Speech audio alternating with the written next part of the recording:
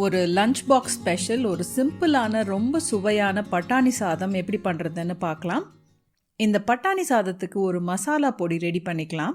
ஒரு பேனில் ஒரு சின்ன துண்டு பட்டை போட்டுக்கிறேன்.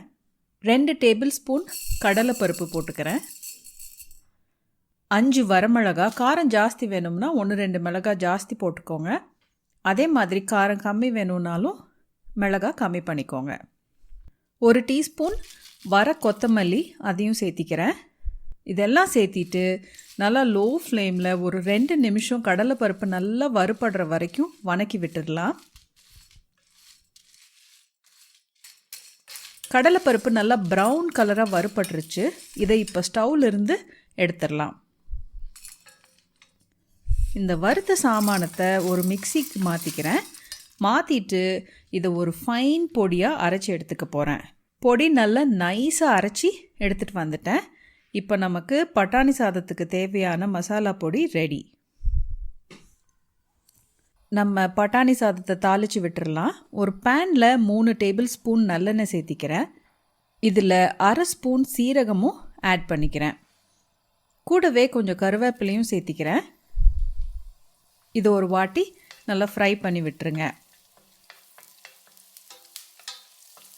இதில் நம்ம வெட்டி வச்ச வெங்காயத்தை போட்டுடலாம். வெங்காயத்தை நல்லா சாஃப்டாக ஆகிற வரைக்கும் வணக்கி விட்டுருங்க.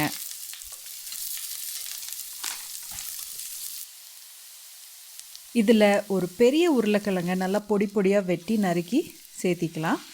உருளைக்கிழங்கு கொஞ்சம் பிடிக்கும் அப்படின்னா கொஞ்சம் ஜாஸ்தி போட்டிங்கனாலும் இந்த டிஷ்ஷுக்கு நல்லாயிருக்கும். நல்லா ஃப்ரெஷ்ஷான பச்சை பட்டாணி, அதையும் நம்ம சேர்த்திடலாம். இந்த சாதத்துக்கு தேவையான உப்பு ஒரு டீஸ்பூன் போட்டுக்கிறேன். வேணும்னா இன்னி கொஞ்சம் ஜாஸ்தி அப்புறமா போட்டுக்கலாம். 1/2 டீஸ்பூன் மஞ்சள் தூள் சேர்த்திக்கலாம். சேர்த்திட்டு இதெல்லாம் நல்லா ஒரு தடவை கலந்து விட்டுடலாம். எனக்கு உருளைக்கிழங்கு இந்த சாதத்தில் கொஞ்சம் நிறைய இருந்தால் பிடிக்கும். வாயில் உருளைக்கிழங்கு வரும்போது அந்த டெக்ஸ்டர் ரொம்ப நல்லாயிருக்கும். பட்டாணி உருளைக்கிழங்கு சேர்த்திட்டு ஒரு வாட்டி நல்லா கலந்து விட்டுட்டு இதை நல்லா நம்ம வேக வைக்க போகிறோம். தண்ணி எதுவும் சேர்த்த வேண்டாம். நல்லா லோ ஃப்ளேமில் ஒரு 12லேருந்து 15 நிமிஷம் ஒரு மூடி போட்டு வேக வைக்க போகிறோம். இந்த உருளைக்கிழங்கு பட்டாணி வேகும்போது ஒரு 5 நிமிஷத்துக்கு ஒரு தடவை நல்லா அடிப்பிடிக்க விடாமல் கிளறி கொடுங்க. உருளைக்கிழங்கு சின்ன சின்னதாக வெட்டி போட்டிங்கன்னா சீக்கிரமாக வெந்துடும். எல்லா உருளைக்கிழங்கு பட்டாணி எல்லாம் ஒரே சமயம் சீராக வேகும். இப்போ ஒரு 12 நிமிஷம் நம்ம வெஜிடபிள்ஸ் நல்லா வெந்துருச்சு. ஒரு உருளை பீஸை நல்லா அமுத்தி விட்டிங்கன்னா ஈஸியாக மசியணும். மசிஞ்சிருச்சு அப்படின்னா நமக்கு இந்த வெஜிடபிள்ஸ் ரெடி. இந்த ஸ்டேஜில் நம்ம ரெடி பண்ணி வச்ச மசாலாவை பாதி சேர்த்து மிக்ஸ் பண்ணிக்கலாம். எல்லா மசாலாவையும் ஒன்றா சேர்த்துனீங்க அப்படின்னா கொஞ்சம் ட்ரை ஆயிரும். அதனால் பாதி பாதியாக நம்ம சேர்த்திக்கலாம். மசாலா சேர்த்திட்டு நல்லா கலந்து விட்டுடலாம். கலந்து விட்டுட்டு வேக வச்ச சாதத்தை சேர்த்திக்கலாம். நான் 1 கப் புழுங்கல் அரிசியை 2.5 கப்பு தண்ணி விட்டு குக்கரில் 2 விசில் வச்சு வேக வச்சு ரெடி பண்ணி எடுத்து வச்சுருக்கேன். அதை சேர்த்திக்கிறேன். சேர்த்திட்டு நல்லா கலந்து விட்டுருங்க.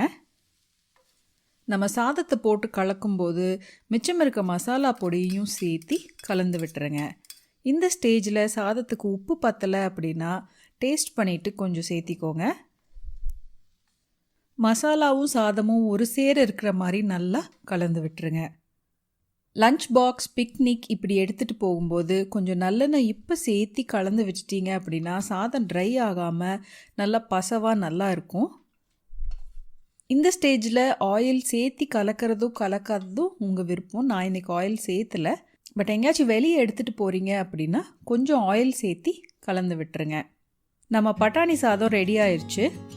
ரொம்ப டேஸ்டியான சவுத் இண்டியன் ஸ்டைல் பட்டாணி சாதம் கண்டிப்பாக வீட்டில் ட்ரை பண்ணி பாருங்கள். இந்த ரெசிபி உங்களுக்கு பிடிச்சிருக்குன்னு நம்புகிறேன்.